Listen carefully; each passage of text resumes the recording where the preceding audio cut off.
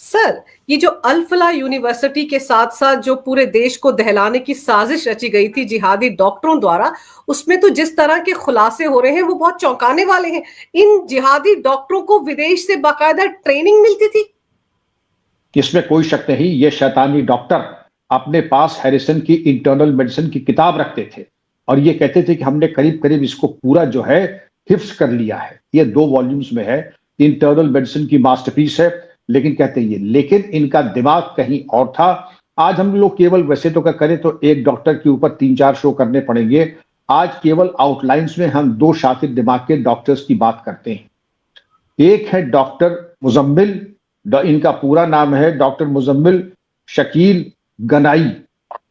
तो डॉक्टर मुजम्मिल जो है इनको एनआईए ने गिरफ्तार किया और आपने बिल्कुल सही कहा कि इन्होंने बड़े चौंकाने वाले अपने वक्तव्य दिए और जो बयान दिए। और इनको ये पहले अभी एनआईए ले गई और यहाँ सोहना अनाज मंडी में जब इनको आमने सामने कराया जो खाद बेचने वाले थे, तो इन्होंने कहा कि इन हजरत ने 1600 किलो एमोनियम नाइट्रेट किस्तों में खरीदा और इसका भंडारण किया। ये जाते थे अल फलाह यूनिवर्सिटी में अपनी कार में, और जब कार में जाते तो ये कहते थे अल फलाह यूनिवर्सिटी में ये इंस्ट्रक्शंस थे कि डॉक्टरों की कार की चेकिंग नहीं की जाएगी। तो सबसे पहले तो ये जो चीज है ये चेक होनी चाहिए, ये किसने आदेश दिए कि डॉक्टरों की कार की चेकिंग नहीं होगी और उसके पीछे क्या दर्शन क्या गणित था, क्योंकि इसका कोई पर्पस नहीं है। डॉक्टर्स AK-47 ले जाएं, बरेटा पिस्टल्स ले जाएं, डॉक्टर्स एमोनियम नाइट्रेट ले जाएं रेगुलर, और दिन रात कोई समय की पाबंदी है न कोई उसका अनुशासन है, उनके लिए कोई टाइम आउट नहीं है, जब चाहे तब एमोनियम नाइट्रेट। फिर आगे हम देखेंगे इस डॉक्टर ने अपने कमरे में किस प्रकार डीप फ्रीज वगैरह रख करके तमाम विस्फोटक तैयार करने का एक षड्यंत्र किया।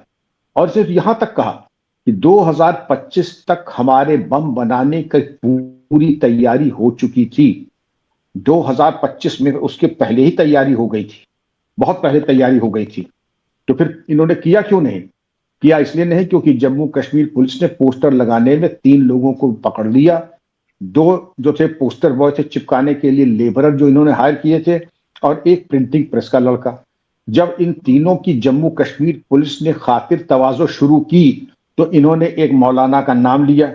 जब मौलाना का नाम आया तो उस मौलाना के जरिए फोन की जब एनालिसिस हुई तो उसमें एक व्हाट्सएप ग्रुप आया।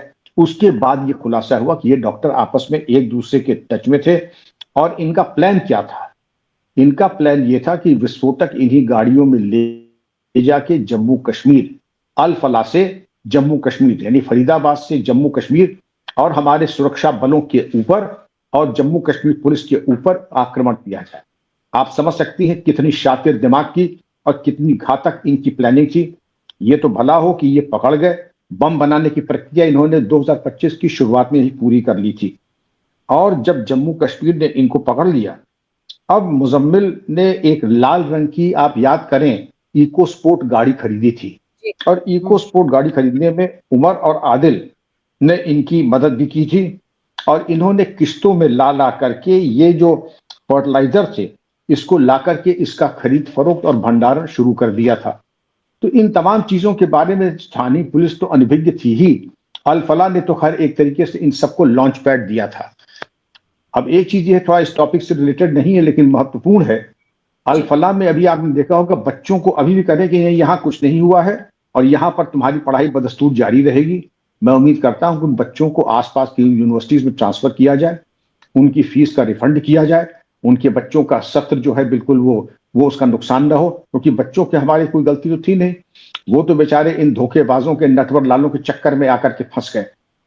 अब हम बात करते हैं कि ये इनकी जो स्टोरेज हो रही थी विस्फोटकों की अल फलाह में और कैंपस और अन्य लोकेशंस पे, अंजू जी, इसका भंडारण हो रहा था। केवल अल फलाह में ही नहीं, इनको ये अपने अलग अलग तरीके से ले जाके जगह जगह रखते थे।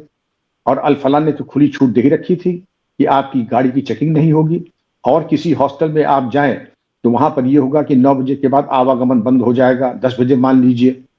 और महिलाओं के लिए तो बिल्कुल ही प्रतिबंधित हो जाएगा। लेकिन डॉक्टर्स के लिए यहाँ पर पूरी खुली छूट थी। इनका मंसूबा अंजू जी यहीं पे समाप्त नहीं होता है। इन्होंने TATP, try acetone try peroxide, जो कि बहुत ही घातक एक विस्फोटक होता है, इसको भी बनाने का उपक्रम तैयार कर लिया था। और इसको बनाने में इन्होंने वहां पर डीप फ्रीज का भी इंतजाम कमरे में कर लिया था, जिससे कि टेम्परेचर लो रखने के लिए। अब मोटी बात यह आती है कि आपने डॉक्टर्स के फ्रिज में, हर कमरे में एक छोटा फ्रिज लगा रहे, कोई बात नहीं, ठंडा पानी रखने के लिए, कोल्ड ड्रिंक पीने के लिए, या छोटे मोटे खाने के सामान, ब्रेड बटर रखने के लिए, फल रखने के लिए, यहां तक तो ठीक है। लेकिन ये मैंने आज तक न सुना न देखा कि किसी हॉस्टल में, किसी हॉस्टल इनमेट के पास कमरे में डीप फ्रीज हो। मैंने आज तक सुना नहीं। आपने सुना हो तो मैं आपसे समझना चाहूंगा। और अगर ये था तो अल-फलाह ने जरूरी नहीं समझा कि डॉक्टर साहब ये आपने डीप फ्रीज क्यों लगा रखा है।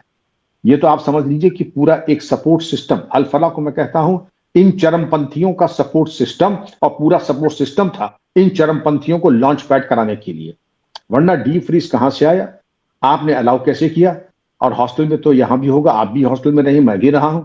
आप एक हीटर लगा करके देख लीजिए, इमर्शन रॉड, और वार्डन आके कह देगा कि आपको अलाउड नहीं है, आप बिजली का दुरुपयोग कर रहे हैं, और आपके ऊपर 500 रुपए का फाइन होगा। हम लोग चोरी छुपे, कोई मैगी बनाता था, कोई खिचड़ी बनाता था, लेकिन बहुत चोरी छुपे लाइट वाइट बंद करके, लेकिन इससे ऊपर की हिम्मत किसी की नहीं होती थी। लेकिन यहां पर डीप फ्रीज चल रहा है। हॉस्टल वालों को इसके अनभिज्ञ थे। हॉस्टल वालों ने, अंजू जी, इनको पूरी अनुमति दी और सहूलियत पहुंचाई इन लोगों को। अब ये जब 3 पोस्टर बॉय पकड़े गए, 2 पोस्टर चिपकाने वाले और एक प्रिंटिंग प्रेस का, उन्होंने नाम लिया मुफ्ती इरफान का। मुफ्ती इरफान का नाम पहले भी हम लोग डिस्कस कर चुके हैं। ये वो है जो लोगों को रेडिकलाइज करता था, और रेडिकलाइज करने के साथ साथ बंद कमरे में उनकी जो है दिमागी और जहनियत को तब्दील करता था, बदलता था।